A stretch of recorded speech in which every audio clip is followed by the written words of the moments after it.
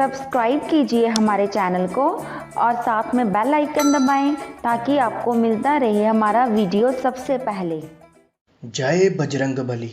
आखिर क्यों हुआ हनुमान और गरुड़ का प्रलयंकारी युद्ध? ये युद्ध क्यों हुआ, कैसे हुआ, क्या कारण था और क्या निकला इस युद्ध का परिणाम? अगर आप सच्चे भक्त हो तो ये वीडियो अंत तक जरूर देखेंगे। द्वापर युग में एक समय हनुमान जी हिमालय में बैठकर श्री राम जी की आराधना कर रहे थे। उस समय पक्षी राज गरुड़ को बहुत ही अभिमान हो गया था। भगवान नारायण और कृष्ण मुझ पर बैठकर सवारी करते हैं। श्री कृष्ण ने गरुड़ का अहंकार तोड़ने के लिए हनुमान जी का सहारा लिया।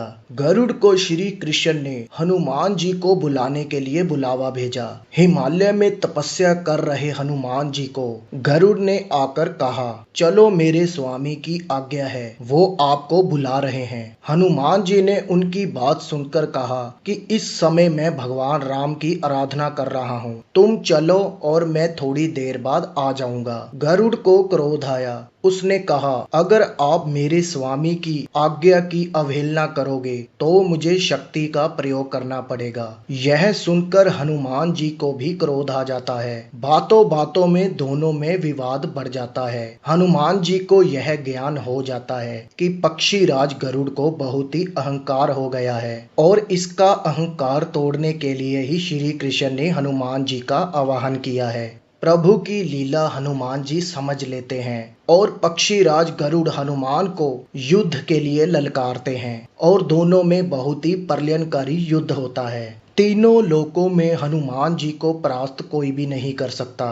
यह बात जानते हुए भी गरुड़ ने हनुमान जी को युद्ध के लिए ललकारा। गरुड़ का युद्ध हनुमान जी से चलता है, लेकिन अंत में गरुड़ परास्त हो जाते हैं। गरुड़ को अपने अहंकार का ज्ञान हो जाता है और उनका अहंकार टूट जाता है। वह हनुमान जी से प्रार्थना करते हैं कि मैं आपसे क्षमा मांगता हूँ, मैंने आपको युद्ध के लिए ललकारा और क्रोध में अपशब्द भी बोले। हनुमान जी ने प्रसन्न होकर गरुड़ जी को क्षमा किया और कहा, जिस व्यक्ति में अहंकार आ जाता है उसे भगवान अपने पास नहीं रख सकते। भगवान विष्णु के वाहन होने के बावजूद तुम्हें अहंकार आ गया था, इसी कारण प्रभु की इच्छा से मैंने तुम्हारे साथ युद्ध किया और तुम्हारा अहंकार तोड़ दिया। ये मेरे प्रभु की ही माया थी। भगवान श्री कृष्ण हनुमान जी से प्रसन्न होते हैं और उन्हें आशीर्वाद देते हैं। हनुमान जी जानते थे कि भगवान श्री कृष्ण ही राम है और राम ही श्री कृष्ण है। इस कहानी से यह शिक्षा मिलती है कि प्राणी कितना भी शक्तिशाली क्यों ना हो, अगर वो अधर्म करेगा या अहंकारी होगा उसको परास्त होना ही पड़ेगा।